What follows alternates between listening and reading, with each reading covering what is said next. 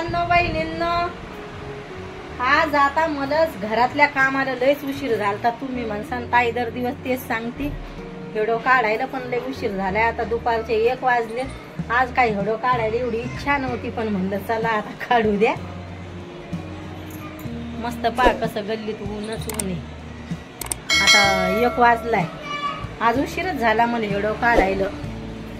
आता मी गावाकडून आई आता किचनचं सामान लय मोठं देणार आहे. कढाया, डोश्याचा तवा, अल्युमिनियमचा तवा, खाण्याचे ताट, लय भांडे घेतलेत लगे गावाकडे. आता आईनं किचनचे आता याचे पप्पा गावाकडे गेल्यावर घेऊन येतील.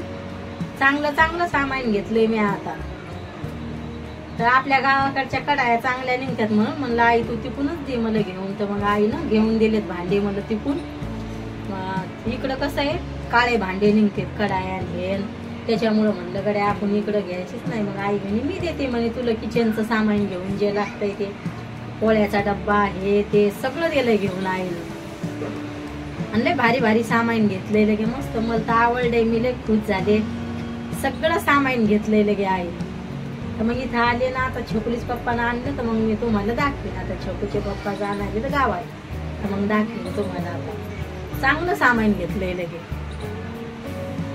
त्याच्यामुळं. आणि असं पण हर्षूच्या पप्पाची तब्येत बरी नाही, म्हणजे इकडं दवाखाना करून पण बरं वाटणं. आता गावाकडे दवाखाना करायचा आहे. आणि मग आम्ही म्हणलं आम्हाला येऊ द्या, तर ते काय आम्हाला येऊ देऊन राहिले. म्हणून कालच्या व्हिडिओत मी म्हणले होते, मग टाकीतलं म्हणजे नाव टाकलं होतं व्हिडिओत पण बोलले होते हर्षूच्या पप्पानं खाल्लं डोकं. म्हणजे मी त्याला नाही म्हणले आम्हाला घेऊन जा, पण ते नाही म्हणायला लागले. म्हणून कालच्या व्हिडिओवर नाव होतं हर्षूच्या पप्पानं खाल्लं डोकं. राग आलता मग त्याचा, आम्हाला घेऊन जाते म्हणजे नाही म्हणायला लागले. म्हणजे ऊन आहे म्हणजे हर्षूची मई पण लई इच्छा होती गावाकडे जायची. आता जर गेलं ना मग आता दिवाळीला डायरेक्ट लगे. आता मधात तर ते आम्हाला जाऊ देणारच नाही, तर डायरेक्ट लगे आता दिवाळी शिव जायचंच नाही लगे.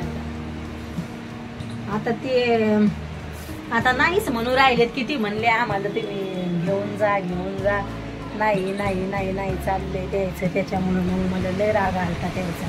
त्याला म्हणलं जा आम्हाला सोबत घेऊन, तर म्हणजे नाही.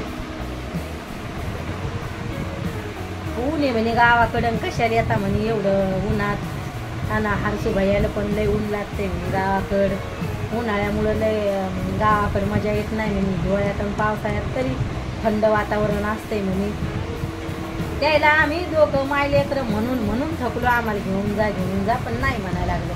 आणि असा पण सुरतचा प्रवास लय लांबचा आहे म्हणून मग मला तर जाऊ वाटतंय. पण मग प्रवासात जास्त थकून जाते माणूस लांबच्या प्रवासात. आज बसलं तर उद्याच पोहोचतं. आणि मग एवढी गाडी पण काय थांबत नाही, ती लय लांबचा प्रवास असल्यामुळं अशी 2-3 ठिकाणी धाबं हे आलं तरच थांबती, नाही तर एवढा काय म्हणजे ती गाडी थांबतच नाही जास्त. आज बसलं तर उद्या पोहोचते सुरतला, असं आहे इकडं. म्हणजे मग त्याच्यामुळे याचे पप्पा म्हणते दिवाळीलाच साहजिक आहे. आणि भाडे तोडे पण लय आहेत मग त्याच्यामुळं. आणि एक म्हणे ऊन पण लय. एकटं माणूस जाऊन 4-5 दिवसात वापस येते म्हणे. तुम्हाला सोबत नेलं तुम्ही 2-3 दिवसात निघणार आहे का म्हणे. मग दिवस मोडतेत म्हणे कामं चालू. मग असे म्हणायला लागले. नाहीतर गावाकडे जायची लई इच्छा होती. आणि असं वाटू लागलं उन्हाळ्यात त्याच्या पप्पानं खेळायला पाहिजे होतं आई बाबाकडे आम्हाला, पण ते नाही म्हणायला लागले. म्हणते नाही म्हणे डायरेक्ट दिवाळीलाच म्हणजे. मग ते आता जाऊन येतील 5-6 दिवसात. मग आम्हाला मग म्हणले काल राग आलता द्यायचा.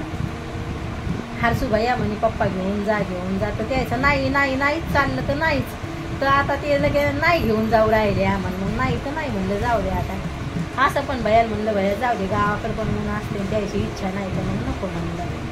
मग हर्षू भैया पण म्हणे बरं जाऊ दे म्हणजे. आता उद्या तर द्यायची निघायची तयारी राहील आता संध्याकाळच्या टायमाला. संध्याकाळी तर हे राहील आता काय एकट्याचीच बॅग भरायची, तर मग उद्या भरीन आता बॅग. आता उद्या बॅग भरावं लागेल त्याशी. एकट्या माणसाचे काय 10-1 जोडी नेतील ते सोबत कपड्याची.